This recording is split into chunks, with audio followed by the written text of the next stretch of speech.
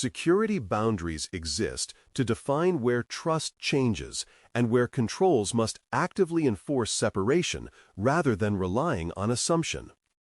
In any system, there are places where data, execution, or authority crosses from one context into another, and those crossings are where risk concentrates. If boundaries are vague or implicit, security becomes dependent on everyone behaving correctly all the time, which is not a realistic expectation. Clear boundaries allow architects and operators to answer basic but critical questions about what is allowed to cross, under what conditions, and with what safeguards in place. When boundaries are explicit, controls can be placed intentionally, tested consistently, and monitored meaningfully, instead of being scattered in hope that coverage emerges organically. Before we continue, a quick note. This audio course is a companion to the CISS books. The first book is about the exam and provides detailed information on how to pass it best. The second book is a Kindle-only ebook that contains 1,000 flashcards that can be used on your mobile device or Kindle. Check them both out at cyberauthor.me in the Bare Metal Study Guide series. A security boundary separates components that operate at different privilege levels or have different exposure to threat sources. One side of the boundary may have access to sensitive data, administrative capabilities, or internal services, while the other side may be exposed to users, external networks, or untrusted code. The boundary exists to prevent the less trusted side from exercising the same influence as the more trusted side, without proper authorization and validation. This separation is not symbolic. It must be enforced through technical controls that are difficult to bypass accidentally or maliciously. When security boundaries are poorly defined, attackers exploit the ambiguity to move from low-value footholds into high-value targets. Trust boundaries are a specific type of security boundary that mark where inputs transition from trusted to untrusted. Anytime data crosses such a boundary, whether from a user, another system, or an external service, it must be treated as potentially hostile. Trust boundaries require validation, authentication, authorization, and normalization because assumptions that hold inside the boundary do not hold outside it. Many serious security failures occur when designers assume that internal inputs are safe simply because they originate from inside the organization.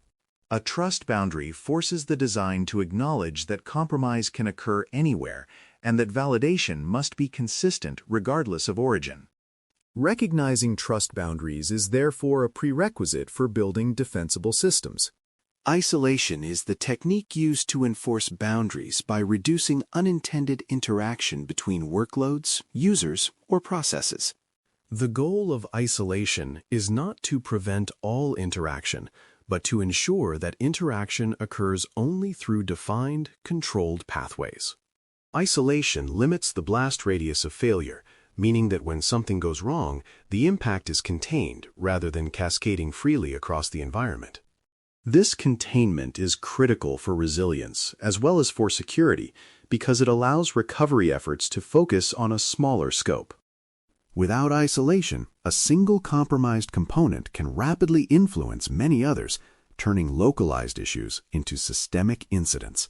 Physical isolation is the most intuitive form of separation because it uses dedicated hardware, facilities, or infrastructure to enforce boundaries. Examples include separate servers for different sensitivity levels, isolated network equipment, controlled rooms, and distinct power or cooling domains. Physical isolation provides strong guarantees because it reduces shared components that could be abused to cross boundaries.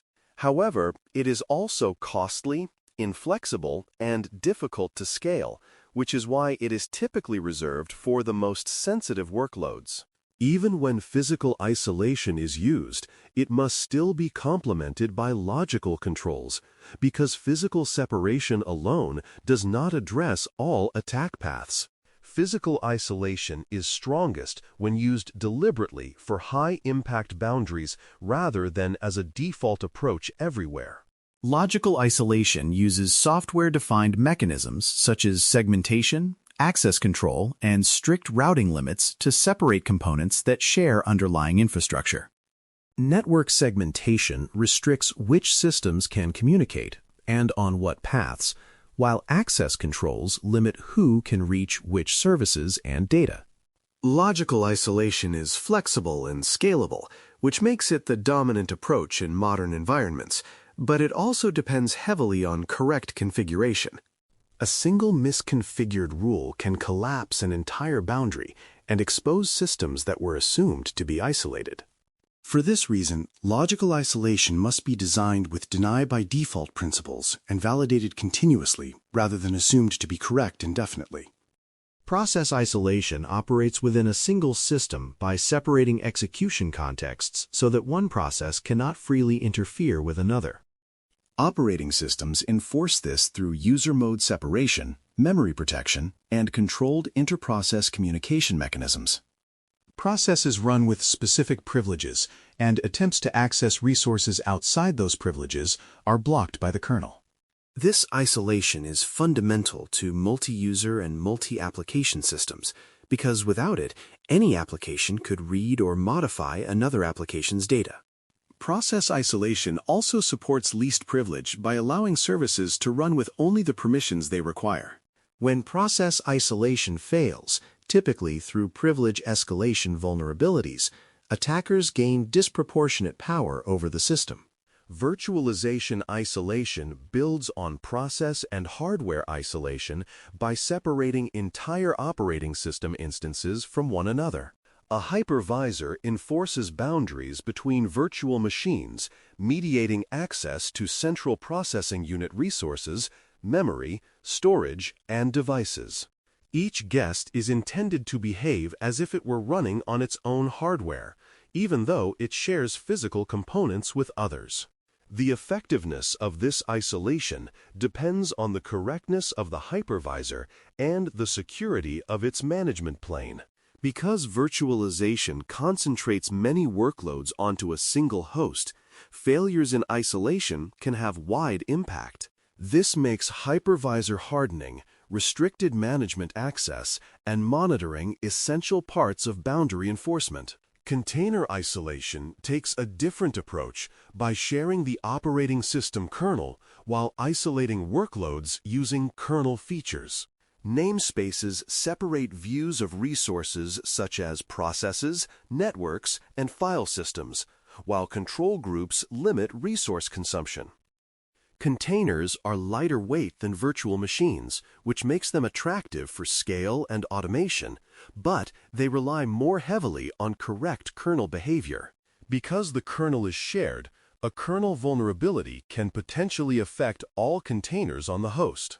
This makes container isolation sensitive to patching discipline, runtime controls, and restrictions on what capabilities containers are granted. Container boundaries are effective when combined with minimal privileges and strong host security.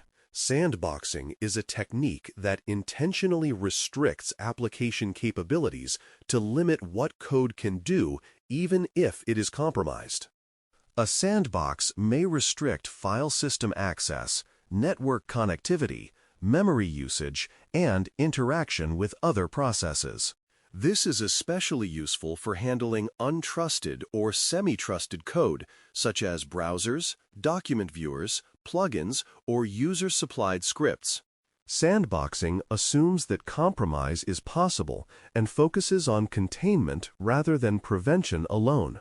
When implemented correctly, sandboxing turns high-risk components into low-impact ones by denying them access to sensitive resources.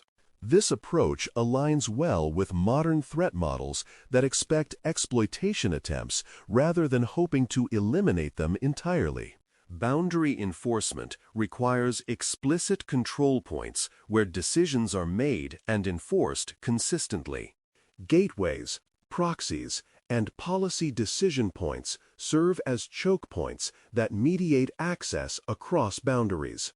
These components authenticate identities, evaluate authorization policies, inspect traffic, and enforce restrictions before allowing interaction to proceed.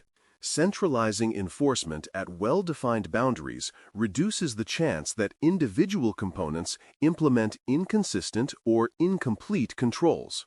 It also improves monitoring because boundary crossings can be logged and analyzed centrally. When enforcement points are missing or bypassed, boundaries exist only on paper rather than in reality. Data boundaries focus on controlling how information moves, regardless of where it is stored or processed. Encryption protects data when it crosses boundaries or resides in less trusted environments, while rights management and access controls define who can use the data and how. Controlled sharing mechanisms ensure that data exposure is deliberate, time-bound, and auditable rather than informal and permanent. Data boundaries are especially important in distributed and cloud environments where data may move across systems frequently. Without data-centric controls, information can leak across organizational and technical boundaries even when infrastructure isolation appears sound.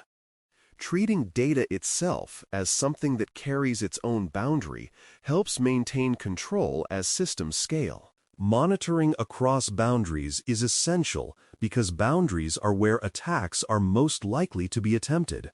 Recording allowed crossings, denied attempts, and unusual patterns provides visibility into how systems are actually interacting. These records support detection of lateral movement, misconfiguration, and abuse of trusted pathways. Monitoring also provides evidence that boundaries are functioning as intended, which is critical for assurance and investigation. When boundary monitoring is absent, organizations often discover breaches only after damage has spread widely. Visibility at boundaries turns isolation from a design assumption into an observable control. Clear boundaries reduce blast radius and clarify where controls belong by making trust transitions explicit rather than implicit. When boundaries are well defined, designers know where to validate inputs, operators know where to enforce access, and defenders know where to monitor for abuse. Isolation techniques, whether physical, logical, or process-based, give those boundaries real force rather than symbolic meaning. Different technologies enforce isolation at different layers, but they all serve the same purpose of limiting unintended interaction. Data boundaries ensure that information remains controlled even as it moves, and enforcement points ensure that policies are applied consistently. When boundaries are clear and enforced, systems become easier to defend, easier to reason about, and more resilient when failures occur. Thanks for listening. For more audio courses, daily newsletters, and more, please visit baremetalcyber.com.